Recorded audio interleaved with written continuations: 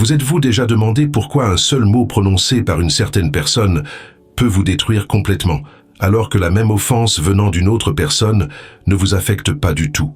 Pourquoi certaines personnes semblent-elles avoir accès à un bouton secret en vous, capable de détruire toute votre estime de soi en quelques secondes? Pourquoi certaines critiques rebondissent-elles comme si vous étiez fait d'acier, tandis que d'autres transpercent votre âme comme une lame tranchante? Ce n'est pas une coïncidence, ni de la chance, ni un manque de caractère de votre part. Il existe une explication psychologique profonde à cela, et elle va bien au-delà de ce que vous imaginez. Freud a découvert quelque chose de troublant sur l'esprit humain. Nous ne réagissons pas aux personnes telles qu'elles sont réellement. Nous réagissons aux fantômes que nous portons en nous et que nous projetons sur elles sans nous en rendre compte. Cette patronne qui vous humilie et fait battre votre cœur à toute vitesse, ce membre de votre famille qui parvient à vous faire sentir petit et insignifiant d'un simple regard. Cet ami dont les critiques vous laissent en miettes pendant des jours, vous amenant à remettre en question tout ce qui vous concerne. Ils n'ont aucun pouvoir réel sur vous. Le pouvoir réside dans les figures de votre passé que vous n'avez pas encore réussi à enterrer, qui restent vivantes et actives dans votre inconscient. La vérité est brutale et va à l'encontre de tout ce que vous croyez au sujet de vos réactions. Vous n'êtes pas blessé par ceux qui se trouvent devant vous. Vous êtes blessé par ceux qui ne sont plus là, mais qui continuent à vivre dans votre esprit, contrôlant vos réactions émotionnelles, dictant vos peurs les plus profondes, décidant qui peut ou non vous blesser facilement. Et le plus effrayant, c'est que cela se produit de manière totalement inconsciente. Vous croyez fermement que vous réagissez au présent, mais en réalité, vous revivez des traumatismes et des schémas du passé. Vous croyez vous défendre contre une menace réelle et immédiate, mais vous luttez contre des fantômes qui n'existent que dans votre propre perception déformée de la réalité. C'est comme si vous étiez un prisonnier de guerre qui n'a jamais su que la guerre était finie. Vous continuez à réagir à des ennemis qui n'existent plus, en utilisant des stratégies de défense qui n'ont plus de sens, en menant des combats qui ont été perdus ou gagnés depuis longtemps. Aujourd'hui, vous allez comprendre non seulement pourquoi cela vous arrive, mais aussi comment identifier ces schémas invisibles qui régissent vos réactions émotionnelles, et surtout, comment briser ce cycle douloureux qui vous maintient prisonnier de personnes qui ne sont en réalité que les ombres déformées d'autres personnes qui ont déjà disparu de votre vie. Il se passe quelque chose de très spécifique lorsque quelqu'un parvient à vous blesser profondément. Ce n'est pas seulement une irritation passagère ou un désagrément momentané. C'est comme si une bombe explosait dans votre poitrine, comme si toutes vos défenses disparaissaient instantanément et que vous redeveniez cet enfant sans défense que vous étiez autrefois. Freud appelait cela le transfert, mais je vais vous l'expliquer d'une manière qui ait du sens pour votre vie réelle. Imaginez qu'il existe en vous un gigantesque fichier émotionnel, rempli de souvenirs, de sensations et de schémas relationnels qui ont été enregistrés au cours de vos premières années de vie.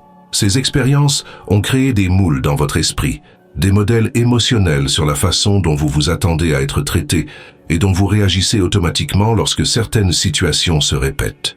Le problème, c'est que ces modèles restent actifs pour toujours, fonctionnant comme un système d'alarme hypersensible qui n'a jamais été désactivé. Ainsi, lorsque quelqu'un dans le présent vous parle d'une certaine manière, utilise un ton spécifique, vous regarde d'une manière particulière, ou même hésite avant de répondre, votre inconscient effectue un balayage instantané et trouve des correspondances avec des situations du passé qui sont restées gravées dans votre mémoire émotionnelle. Et là, quelque chose de dévastateur se produit. Vous cessez de voir la personne qui se trouve devant vous et vous commencez à voir un mélange confus d'elle et de figures de votre passé. C'est comme si vous mettiez des lunettes invisibles qui déforment complètement votre perception de la réalité présente, vous faisant voir des menaces là où il n'y en a peut-être pas, des rejets là où il n'y a peut-être qu'une distraction, des critiques là où il n'y a peut-être qu'une préoccupation sincère. C'est pourquoi le mot « déçu » prononcé par votre patron vous fait ressentir la même terreur viscérale que vous ressentiez lorsque votre mère utilisait ce ton froid et distant. C'est pourquoi, lorsque quelqu'un vous ignore pendant quelques minutes, vous ressentez la même angoisse suffocante d'abandon que lorsque votre père ne vous prêtait pas attention. C'est pourquoi certaines critiques vous paralysent complètement, vous amenant à remettre en question votre valeur en tant que personne, tandis que d'autres rebondissent simplement sans laisser de traces. Vous ne réagissez pas à la situation présente. Vous réagissez à une superposition confuse et douloureuse du présent et du passé. où la personne réelle se confond avec les fantômes émotionnels que vous portez en vous, créant une réalité déformée qui n'existe que dans votre perception blessée et non encore guérie. Et voici ce que personne ne vous a dit à propos de ce processus dévastateur. Ce mélange se produit en quelques millisecondes, bien avant que votre conscience rationnelle ne puisse percevoir ce qui se passe. Votre corps a déjà réagi par une tachycardie, vos émotions se sont déjà déclenchées comme des sirènes d'urgence.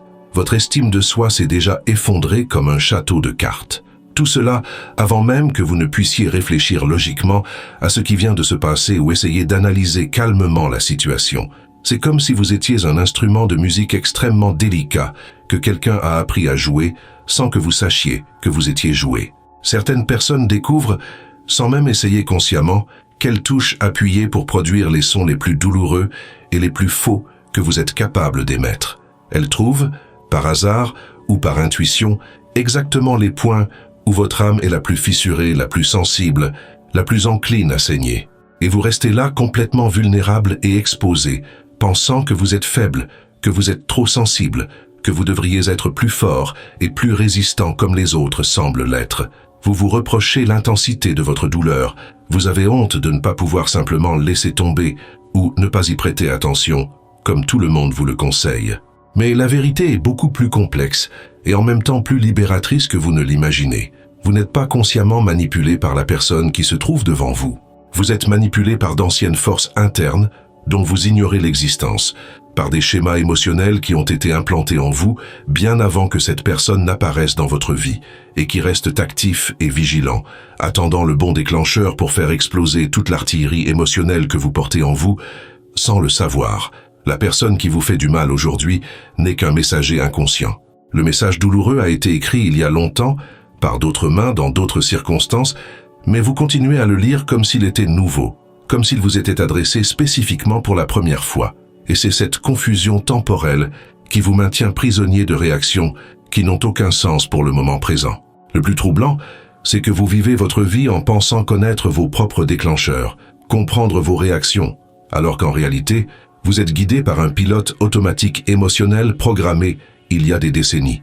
C'est comme si vous conduisiez une voiture, mais que le GPS vous guidait à l'aide d'une vieille carte, vous emmenant vers des endroits qui n'existent plus, vous perdant dans des territoires déjà explorés et dépassés. Et ce pilote automatique ne fait pas la distinction entre le passé et le présent. Pour lui, une critique aujourd'hui a le même poids dévastateur qu'une humiliation d'il y a 20 ans.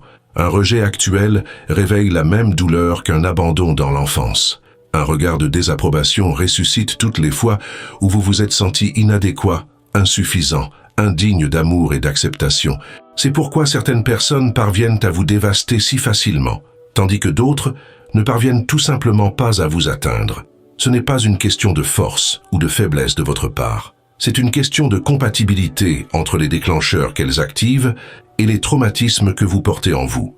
Certaines personnes sont les clés parfaites pour les serrures émotionnelles dont vous ne soupçonniez même pas l'existence en vous. Ce qui rend tout cela encore plus cruel, c'est que vous n'avez pas choisi de porter ces fantômes. Ils ont été installés en vous lorsque vous étiez trop petit pour vous défendre, trop jeune pour comprendre, trop vulnérable pour filtrer ce qui devait ou non faire partie de votre identité émotionnelle. Freud a découvert quelque chose qui a changé à jamais notre compréhension des relations. Nous apprenons à aimer, à faire confiance, à établir des relations grâce aux premières personnes qui ont pris soin de nous. Et cet apprentissage ne reste pas seulement dans notre mémoire consciente, comme un souvenir auquel vous pouvez accéder quand vous le souhaitez. Il fait partie intégrante de la structure fondamentale de votre personnalité, de la façon dont vous espérez être traité par le monde, de la façon dont vous interprétez automatiquement le comportement des autres avant même d'y réfléchir. Si vous avez grandi avec quelqu'un qui vous donnait l'impression que vous n'étiez jamais à la hauteur, qui avait toujours quelque chose à critiquer, qui conditionnait son amour à vos réussites, vous avez développé des antennes ultra sensibles pour capter le moindre signe de désapprobation. Votre système nerveux a appris à rester en alerte constante, à la recherche de signes indiquant que vous déceviez quelqu'un, que vous n'étiez pas à la hauteur des attentes. Si vous avez côtoyé quelqu'un qui alternait entre l'amour et la froideur sans explication, qui était émotionnellement présent un jour et absent le lendemain, vous avez appris à vivre dans une anxiété constante, en essayant de déchiffrer les humeurs des autres pour savoir si vous étiez en sécurité ou si vous deviez vous préparer à un nouveau rejet. Votre cœur a appris à s'accélérer chaque fois qu'une personne importante changeait de ton ou tardait à répondre à un message. Le problème, c'est que ces antennes émotionnelles continuent de fonctionner à l'âge adulte, même lorsque les personnes qui vous entourent n'ont rien à voir avec celles qui vous ont blessé dans le passé. Vous continuez à rechercher les mêmes schémas destructeurs, à réagir aux mêmes déclencheurs émotionnels, à vous défendre contre des menaces qui n'existent peut-être plus, mais que votre inconscient considère toujours comme réelles et imminentes. C'est comme si vous étiez un soldat revenu de la guerre, mais qui continue à se jeter au sol chaque fois qu'il entend un bruit fort, même s'il sait rationnellement qu'il est en sécurité. Votre corps a appris à réagir à un danger réel qui existait dans le passé, mais il réagit désormais automatiquement à des dangers imaginaires du présent, créant un état de tension constant dont vous ne vous rendez même plus compte. Et le plus douloureux dans tout cela, c'est que cela arrive surtout avec des personnes qui devraient vous faire du bien, qui devraient être une source de réconfort et de sécurité. Vous arrivez à gérer sereinement les étrangers, les personnes qui ne signifient rien pour vous, qui n'ont pas accès à vos vulnérabilités les plus profondes. Mais quand quelqu'un d'important s'approche, quand vous vous permettez d'être vulnérable, quand vous baissez votre garde et laissez quelqu'un entrer dans votre monde intérieur, c'est exactement là que les fantômes attaquent avec le plus de force. Car c'est dans ces moments d'intimité émotionnelle que vous revivez, sans vous en rendre compte consciemment, la même vulnérabilité sans protection que vous aviez quand vous étiez enfant. Et si cette vulnérabilité a été blessée, humiliée, rejetée ou trahie dans le passé, votre inconscient suppose automatiquement qu'elle sera à nouveau blessée. Il déclenche alors toutes les alarmes internes, active toutes les défenses psychologiques, comme si vous étiez de retour dans cette situation initiale de danger et de détresse. Vous regardez la personne qui vous a blessé aujourd'hui et vous voyez, sans vous rendre compte de ce qui se passe, le visage superposé de celui qui vous a blessé en premier. Vous entendez sa voix et vous entendez les échos déformés des anciennes voix qui vous ont fait vous sentir petit, inadéquat, rejeté. Vous ressentez sa critique ou son indifférence et revivez instantanément toutes les critiques et les rejets qui ont précédé, comme s'il s'agissait d'une blessure unique qui n'a jamais cessé de saigner. Et c'est exactement pour cette raison que certaines blessures émotionnelles font mal d'une manière qui semble complètement disproportionnée par rapport à ce qui s'est réellement passé dans le moment présent. Parce que ce n'est pas seulement une nouvelle blessure qui s'est ouverte, ce sont toutes les blessures similaires que vous portiez déjà, accumulées au fil des ans, qui se rouvrent d'un seul coup, créant une douleur qui va bien au-delà de ce que la situation actuelle justifierait. Freud appelait cela la répétition compulsive, la tendance inconsciente à recréer, dans nos relations actuelles, les mêmes schémas douloureux que nous avons vécus dans le passé. C'est comme si vous étiez un aimant pour les personnes qui vous blessent de manière familière, ou comme si vous transformiez inconsciemment des personnes neutres en version des fantômes que vous portez en vous. Vous attirez ou créez des situations qui confirment vos blessures les plus anciennes, non pas parce que vous voulez souffrir, mais parce que votre inconscient tente de résoudre des traumatismes non traités. C'est une tentative désespérée de votre psychisme pour trouver une résolution à des douleurs qui n'ont jamais été correctement élaborées, comprises ou guéries. Et tant que vous ne comprendrez pas cela, vous resterez prisonnier de ces schémas invisibles, réagissant aux ombres du passé comme s'il s'agissait de menaces réelles du présent, permettant à des personnes qui ne devraient même pas avoir autant de pouvoir sur vous de contrôler votre état émotionnel et de déterminer votre valeur personnelle. Le plus effrayant dans toute cette dynamique, c'est que vous ne réalisez même pas que vous vivez dans une prison émotionnelle que vous avez vous-même construite. C'est une prison faite de schémas invisibles, de comportements automatiques, de réactions qui se produisent avant même que vous ne puissiez choisir comment vous voulez répondre. Et le pire de tout, vous êtes à la fois le prisonnier, le geôlier et l'architecte de cette prison. Freud a découvert que notre inconscient a un besoin compulsif de répéter des expériences familières, même lorsqu'elles sont douloureuses. C'est comme s'il existait en vous une force magnétique qui vous attire vers des situations et des personnes qui recréent les mêmes conflits, les mêmes dynamiques, les mêmes souffrances que vous connaissez depuis votre enfance. Non pas parce que vous voulez souffrir, mais parce que ce qui vous est familier est toujours plus confortable que l'inconnu, même lorsque ce qui vous est familier est toxique. Cette compulsion à la répétition fonctionne comme un virus émotionnel qui infecte toutes vos relations importantes. Vous pouvez changer de ville, de travail, de partenaire, mais les schémas restent les mêmes. Les visages changent, mais les drames se répètent. Les noms sont différents, mais les dynamiques sont identiques. C'est comme si vous aviez en vous un scénario interne qui oblige toutes les personnes importantes de votre vie à jouer les mêmes rôles. Vous choisissez inconsciemment des partenaires qui vous font vous sentir en insécurité, comme vous vous sentiez dans votre enfance. Vous acceptez des emplois avec des patrons qui vous rabaissent, reproduisant le même sentiment d'inadéquation que vous connaissez depuis des décennies. Vous entretenez des amitiés qui vous épuisent émotionnellement, car cette dynamique qui consiste à donner plus que vous ne recevez est la seule forme de relation que votre esprit reconnaît comme normale. Et quand une personne véritablement saine apparaît dans votre vie, quand une opportunité de relation équilibrée et enrichissante se présente, vous vous sentez étrange, mal à l'aise, comme si quelque chose n'allait pas. Parce que cette personne n'active pas vos déclencheurs familiers, ne réveille pas vos insécurités connues, ne vous fait pas vous sentir dans la zone de danger émotionnel où vous avez appris à vivre. C'est un sabotage subtil, mais dévastateur. Vous repoussez ce qui est bon parce que vous ne le reconnaissez pas comme familier, et vous attirez ce qui est mauvais parce que vous vous y sentez chez vous. Vous détruisez les relations saines par la méfiance et la paranoïa, et vous vous accrochez aux relations toxiques avec une dévotion presque religieuse. Vous interprétez l'attention comme de la manipulation, et la manipulation comme de l'amour. Votre inconscient fonctionne comme un système de navigation défectueux qui vous mène toujours à la même destination douloureuse, peu importe le nombre de fois où vous essayez de changer d'itinéraire.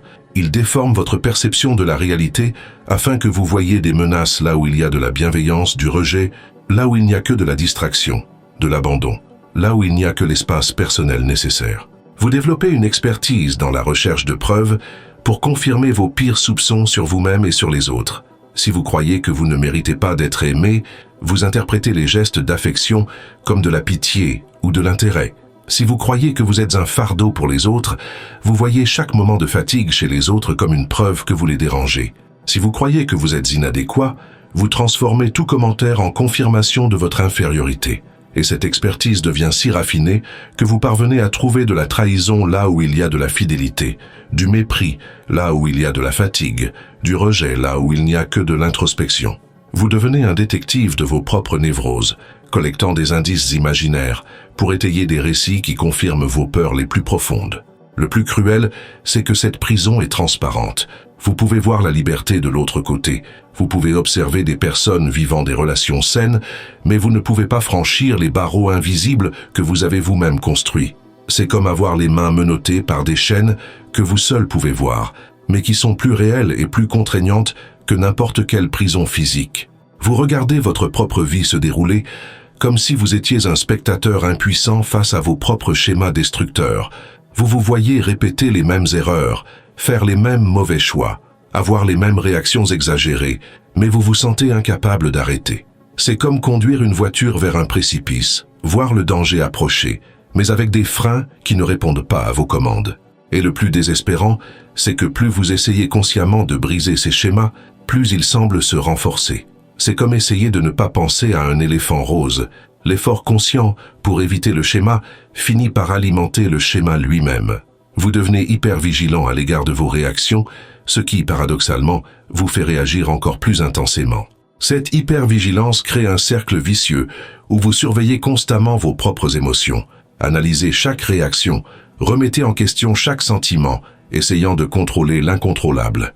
Et plus vous essayez de contrôler vos réactions émotionnelles, plus vous devenez anxieux. Plus vous devenez anxieux, plus vous devenez réactif. Plus vous devenez réactif, plus vous confirmez vos pires soupçons à votre sujet. C'est comme si vous étiez le gardien de votre propre prison, travaillant par roulement de 24 heures pour vous assurer de ne jamais échapper aux normes qui vous maintiennent captif. Vous surveillez vos propres émotions avec la rigueur d'un soldat, vous punissant mentalement chaque fois que vous ressentez quelque chose que vous considérez comme inapproprié, faible ou excessif. Mais voici le paradoxe libérateur. La prison n'existe que tant que vous croyez en avoir besoin pour vous protéger. Les barreaux ne sont solides que tant que vous ne remettez pas en question leur nécessité. Le geôlier n'a de pouvoir que tant que vous acceptez son autorité. Et la clé a toujours été entre vos mains, attendant que vous ayez le courage de l'utiliser. Mais il existe une issue, et elle ne se trouve pas là où vous l'imaginez. La clé pour comprendre pourquoi certaines personnes parviennent à vous détruire ne se trouve pas en elles. Elle se trouve dans le miroir émotionnel que vous portez en vous. Un miroir fissuré, déformé, qui ne reflètent pas la réalité, mais les blessures non guéries que vous projetez sur le monde.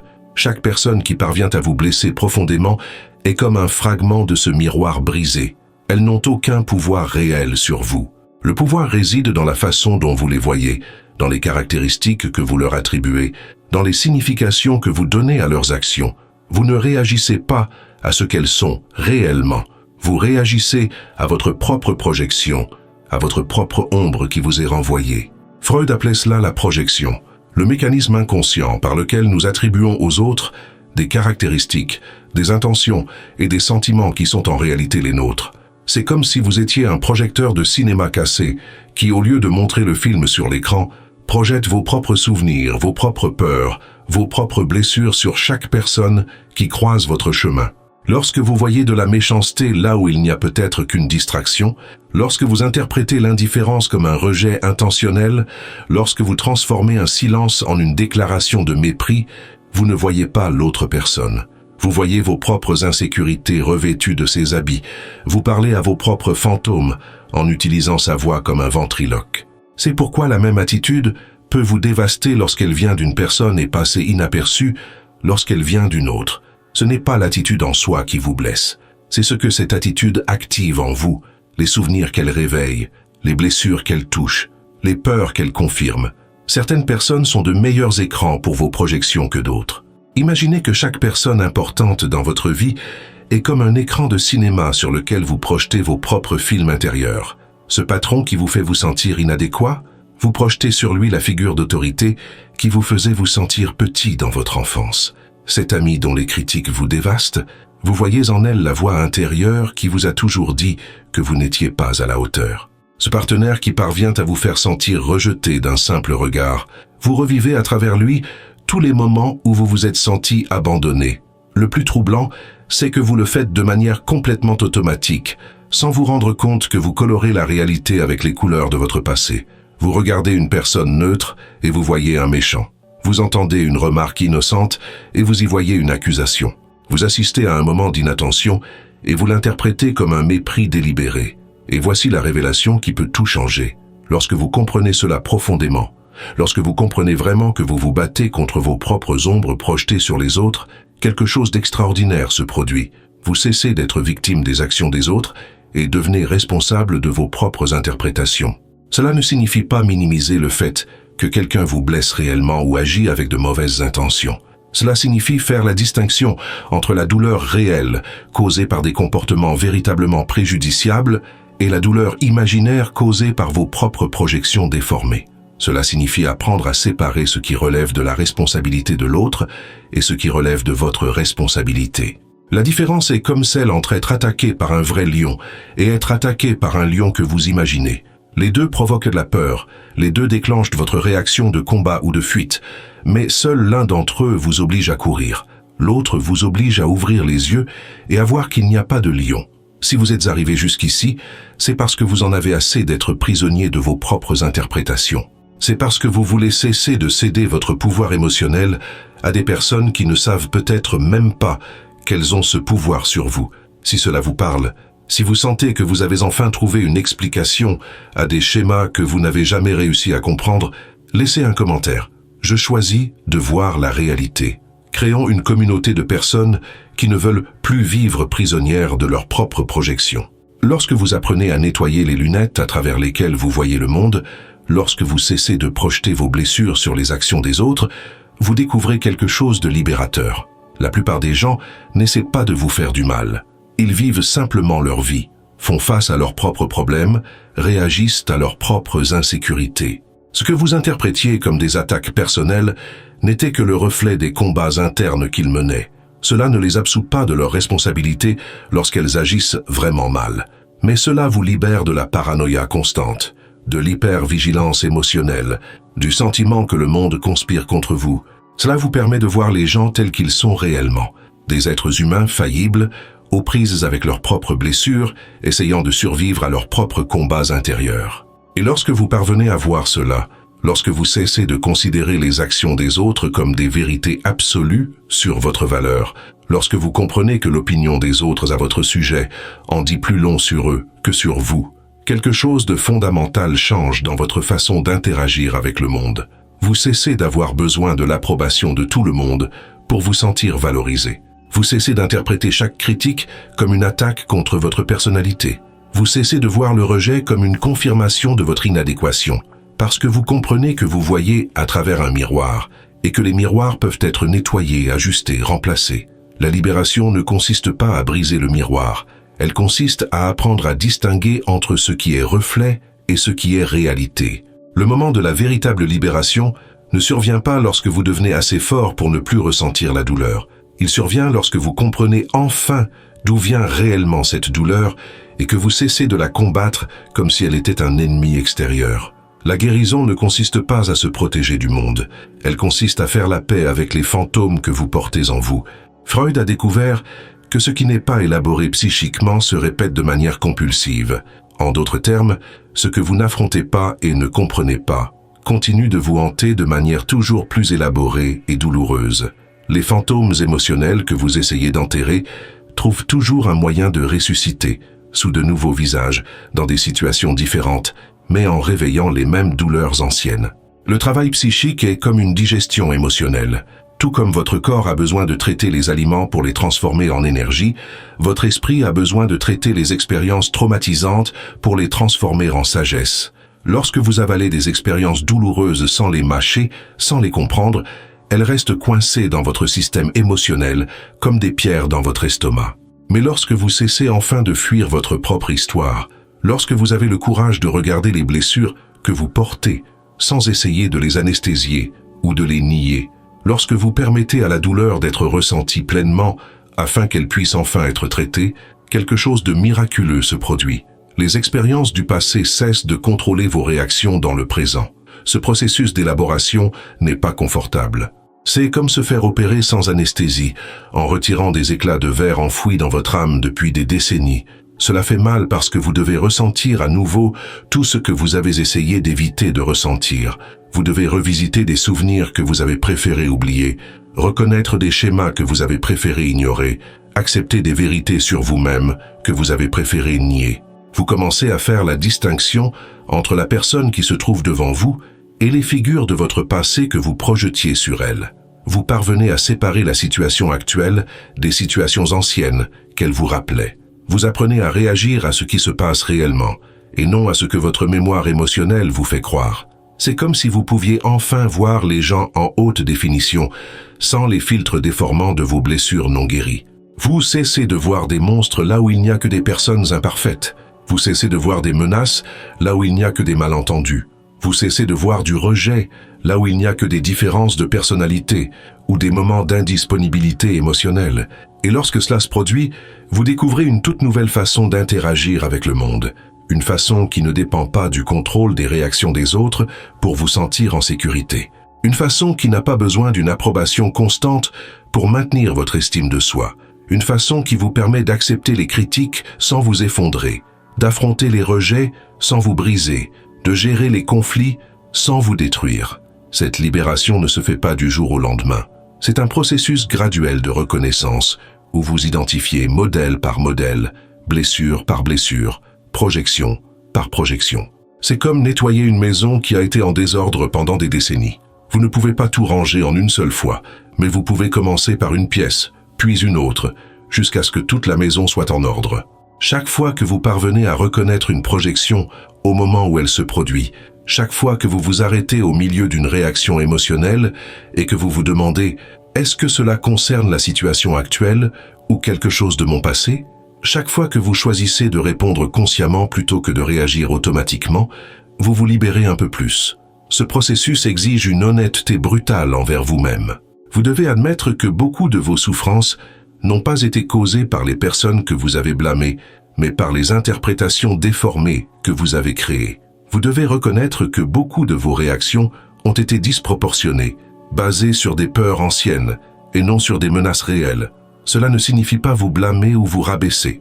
Cela signifie assumer la responsabilité de votre pouvoir d'interprétation, de votre rôle actif dans la création de vos expériences émotionnelles. Cela signifie comprendre que si vous avez eu le pouvoir de créer une prison émotionnelle, vous avez également le pouvoir de créer une libération émotionnelle, La véritable force émotionnelle n'est pas la capacité de ne pas ressentir.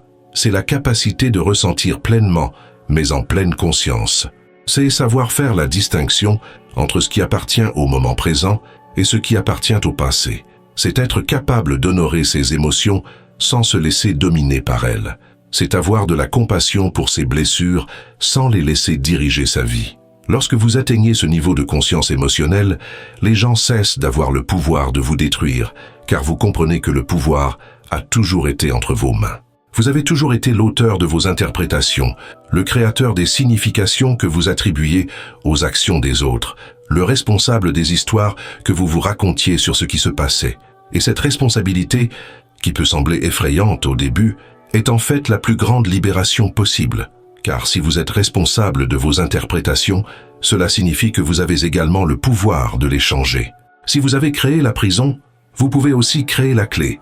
La libération n'est pas une destination finale, c'est un processus continu de choix conscients, de reconnaissance quotidienne, d'engagement constant envers la vérité sur soi-même, même lorsque cette vérité fait plus mal que l'illusion. La véritable immunité émotionnelle n'est pas ce que vous imaginez.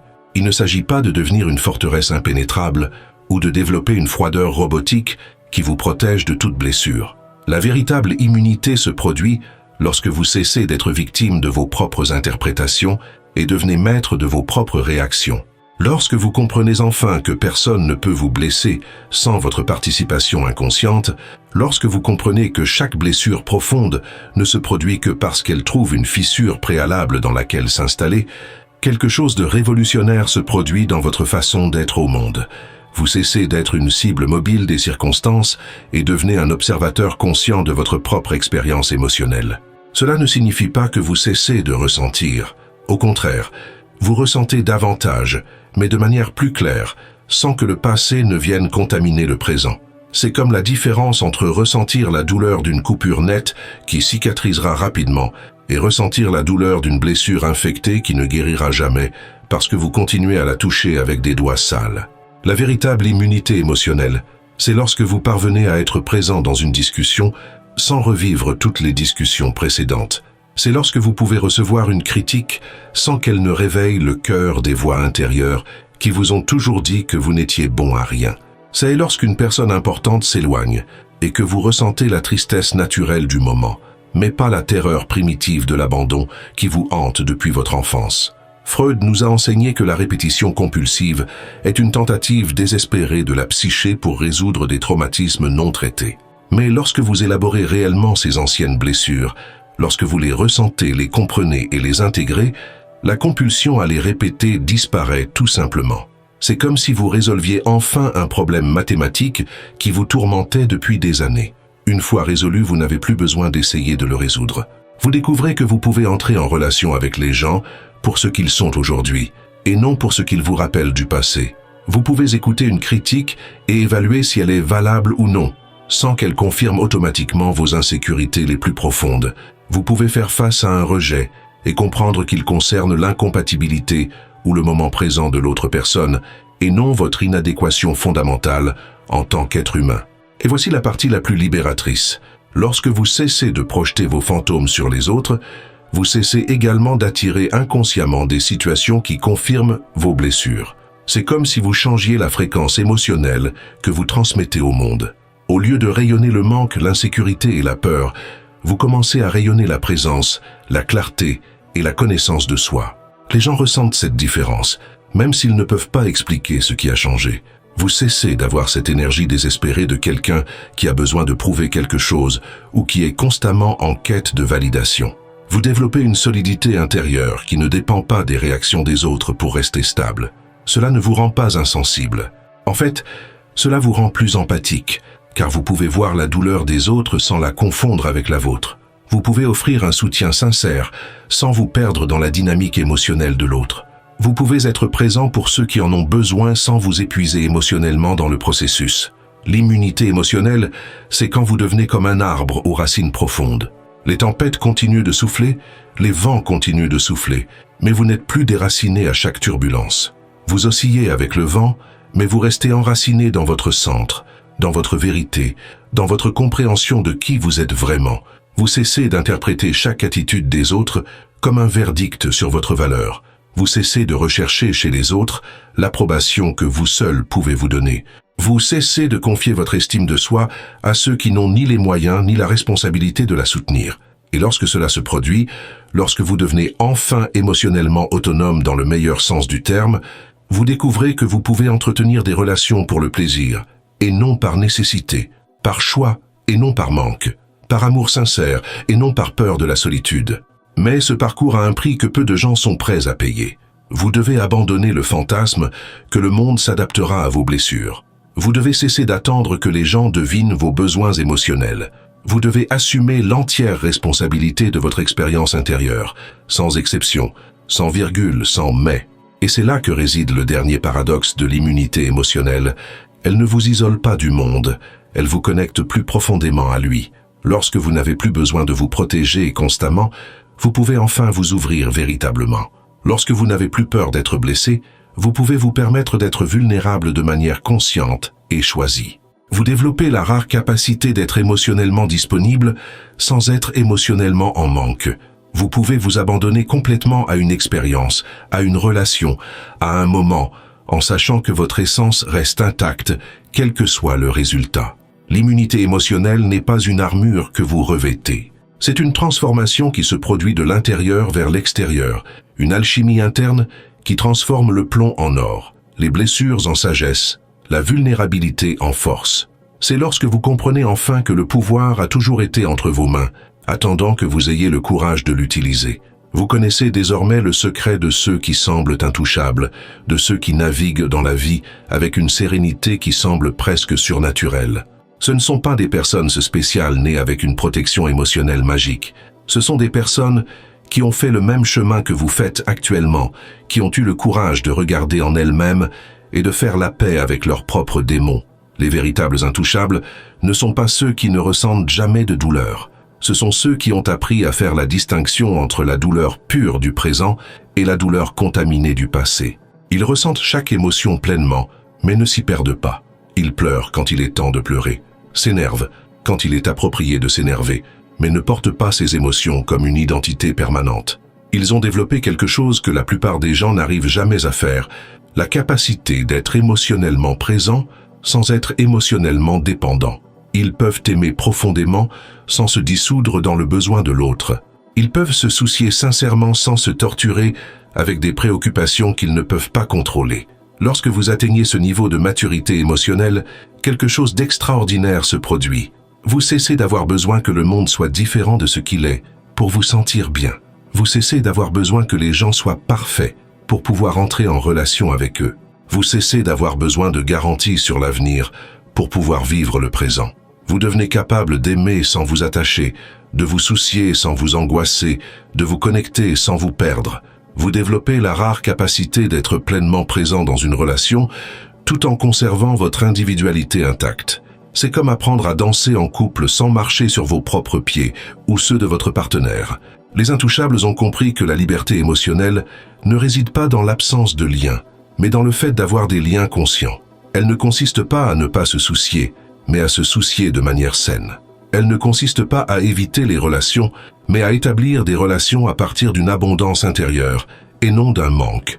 Ils savent que chaque personne qui croise leur chemin est un miroir, mais ils ont appris à utiliser ces miroirs pour mieux se connaître, et non pour se punir. Quand quelqu'un les irrite, ils se demandent « Que dit cette irritation sur moi ?»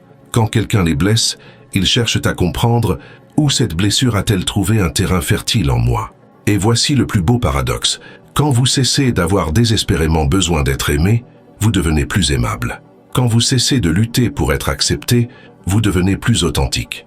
Lorsque vous cessez d'essayer de prouver votre valeur, vous exprimez naturellement votre véritable essence. Les gens ressentent cette authenticité et sont attirés par elle, car c'est quelque chose de rare dans un monde rempli de masques et de performances. Vous développez une présence magnétique qui ne vient pas de l'ego ou du besoin d'impressionner, mais de la paix profonde de ceux qui se connaissent et s'acceptent complètement. Les intouchables ont appris qu'ils n'ont pas besoin d'être parfaits pour avoir de la valeur. Ils n'ont pas besoin de plaire à tout le monde pour être dignes d'amour. Ils n'ont pas besoin de contrôler chaque variable de la vie pour se sentir en sécurité. Cette acceptation radicale d'eux-mêmes et de la réalité telle qu'elle aient créé une stabilité émotionnelle qu'aucune circonstance extérieure ne peut ébranler. Ils ont développé ce que l'on pourrait appeler une flexibilité émotionnelle, la capacité de s'adapter aux situations sans perdre son équilibre, de suivre le cours des changements sans se fragmenter, d'affronter l'adversité sans se victimiser. Comme un arbre qui plie sous la tempête mais ne se brise pas, ils absorbent les chocs de la vie sans se briser. Mais la plus grande réussite des intouchables est peut-être celle-ci. Ils ont transformé leurs blessures en sagesse. Ils ne prétendent pas que la souffrance n'a pas existé. Ils ne nient pas les difficultés qu'ils ont traversées. Au contraire, ils ont utilisé ces expériences comme des enseignants, tirant de chaque douleur une leçon, de chaque traumatisme une intuition, de chaque cicatrice une force. Ils ont compris que la vie ne consiste pas à éviter la souffrance, mais à donner un sens à la souffrance. Il ne s'agit pas de contrôler l'incontrôlable, mais de choisir consciemment comment réagir à ce qui ne peut être contrôlé. Il ne s'agit pas d'être invulnérable, mais d'être résilient. Vous pouvez devenir l'une de ces personnes. Vous pouvez développer cette immunité émotionnelle qui ne dépend pas du contrôle du monde extérieur, mais d'une compréhension profonde du monde intérieur. Vous pouvez apprendre à établir des relations sans vous perdre, à aimer sans vous annuler, à vous soucier des autres sans vous détruire. La première étape consiste à cesser de fuir votre propre histoire. Considérez vos blessures non pas comme des défauts à cacher, mais comme des informations précieuses sur des schémas qui peuvent être transformés. Chaque fois que quelqu'un parvient à vous blesser profondément, utilisez cela comme une carte au trésor qui vous mène à une partie de vous-même qui a encore besoin de guérison. La deuxième étape consiste à assumer l'entière responsabilité de vos interprétations. Cessez de blâmer le monde pour vos réactions et commencez à rechercher ce qui en vous crée ces réactions. Devenez curieux de vos propres schémas plutôt que défensif à leur égard. La troisième étape consiste à pratiquer la présence consciente. Chaque instant est une occasion de choisir entre réagir automatiquement ou répondre consciemment, entre vivre dans le passé ou habiter le présent, entre être victime des circonstances ou auteur de votre propre expérience. N'oubliez pas, la personne qui vous blesse aujourd'hui n'est qu'un messager. Le véritable message se trouve en vous, attendant d'être déchiffré, compris et enfin libéré. Si ce parcours a touché quelque chose de profond en vous, si vous avez reconnu des schémas que vous portez depuis des années, partagez-les dans les commentaires. Quelle blessure du passé avez-vous réalisé que vous projetiez dans le présent? Votre courage à regarder en vous peut inspirer d'autres personnes à faire de même. N'oubliez pas, vivre en pleine conscience est un choix. Éveillez votre esprit, affrontez vos désirs et éclairez votre ombre. Comptez sur moi dans ce voyage et continuez à suivre les prochaines vidéos de la chaîne.